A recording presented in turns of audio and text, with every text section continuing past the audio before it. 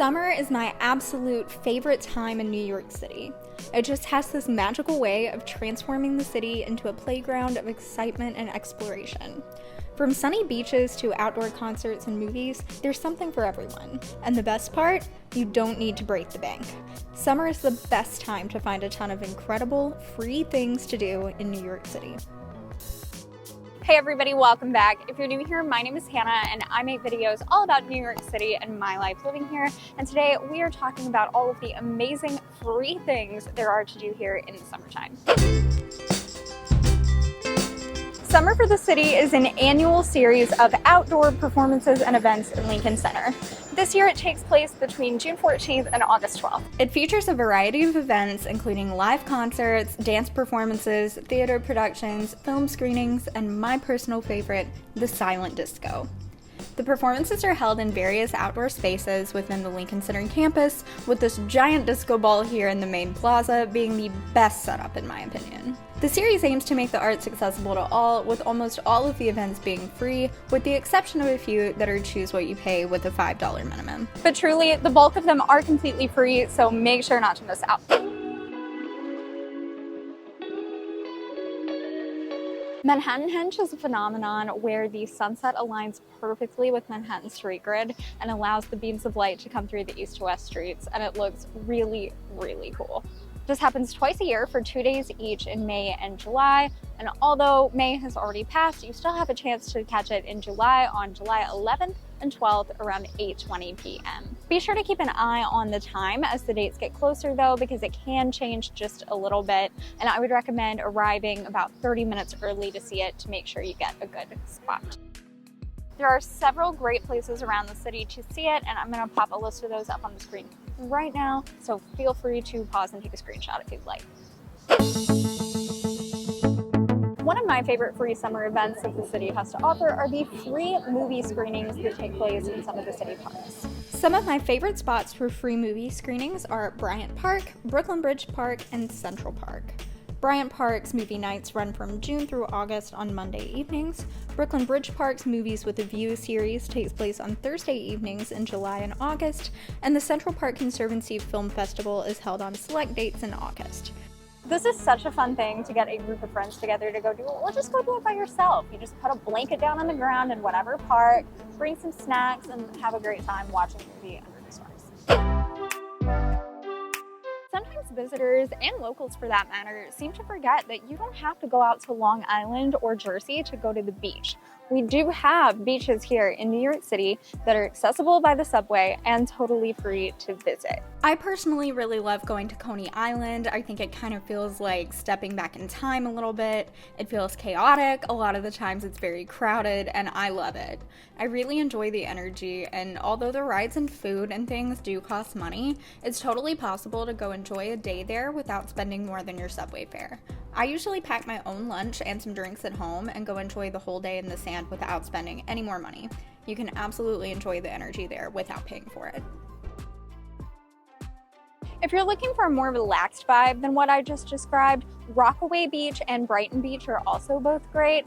Rockaway is especially good if you're a surfer, which I am not, but that's what I've heard.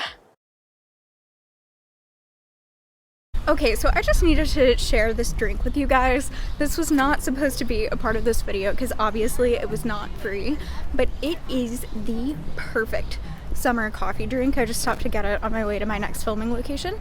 It is the frozen cold brew from Pineapple Cafe, and it is just perfect. It's like a slushy kind of consistency, and it's very strong. It almost tastes a little chocolatey, but there's no chocolate in here. It's just very strong coffee, and it's so good. Highly recommend if you are a coffee person visiting the city.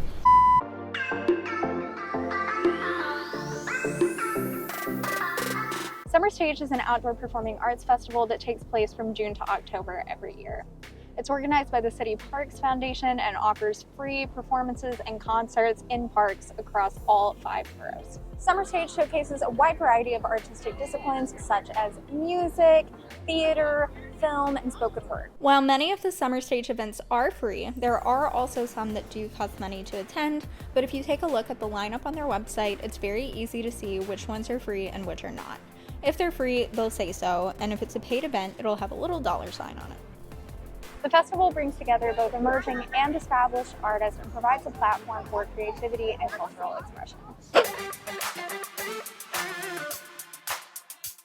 One of my favorite events in New York City, not just for the summer, but for the entire year, is the New York City Pride Parade and Festival. New York City has one of the largest pride parades in the whole world, with the parade usually lasting 5 to 6 hours.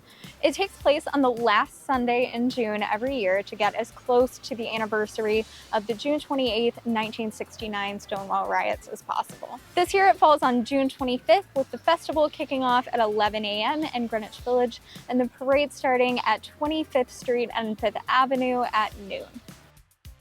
I do want to urge you to do some research and learn a little bit about what Pride really is before attending. As much fun as it is, it's not just an excuse to dress up in rainbows and glitter and have a great time. Pride began as a protest, and it's a commemoration of the struggles and a celebration of the triumphs of the LGBTQ+ community, and it's important to remember that when attending. So you've probably noticed that a lot of these recommendations take place within parks, but I also just want to make it clear that the parks are so worth visiting even if you aren't going for any other reason. New York City has so many incredible parks, and you could honestly just spend every day of the summer exploring all the different nooks and crevices of each one. In the summer months, I particularly enjoy the waterfront parks like Brooklyn Bridge Park, where I am now, and can you even tell this is New York City? It looks like I'm in a forest or something. It's wild. But we're right on the East River. There's also Domino Park, Gantry State Park, Riverside Park. The waterfront ones are just great because on those really scorching hot days where it just feels humid and awful and gross down in all the concrete between the buildings, you get that nice breeze off the water and it just cools everything down and feels so nice and relaxing. There's truly nothing better than grabbing a blanket and laying right by the water and reading a book. The Macy's 4th of July fireworks in New York City are the biggest and most spectacular fireworks I've ever seen in my life. Every year they start right after dark, which is usually between 9 and 9:30 p.m.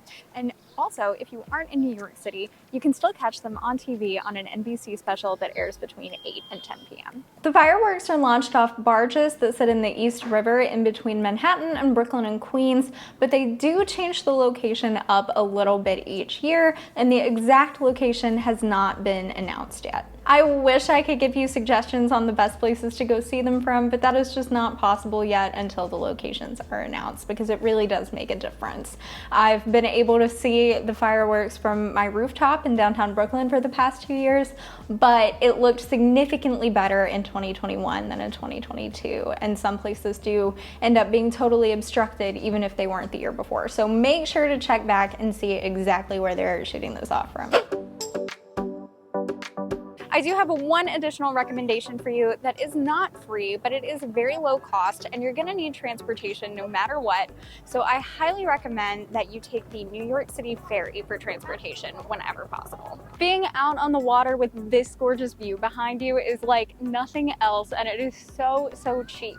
Even though they did increase the price recently to $4 if you buy a single ticket, there is a hack for this. So if you buy a pack of 10 tickets at one time, they still come out to $275 each, just like the cost of the subway. And depending on the size of your group or how many times you intend to take the boat, this could end up being totally fine. Just recently, I had 2 friends visit, and we bought a pack of the 10 tickets and ended up taking the ferry 3 times. So we used 9 of them and saved a whole lot of money. So I definitely recommend doing that if it makes sense for you. Also, if you plan to visit the waterfront parks we talked about earlier, there are ferry stops in Brooklyn Bridge Park, Domino Park, and Gantry State Park. So highly recommend getting there on the ferry. Also, it just occurred to me to add this while I was editing this video, but the Staten Island ferry is free. So if you're just looking for a free ferry ride, do that. Also, just a quick ferry related tip for my fellow long-haired people. Bring a hair tie or a claw clip or something with you and put your hair back, because the ferry will destroy your hair, and this will save your hairdo for the rest of the day. This looks really bad.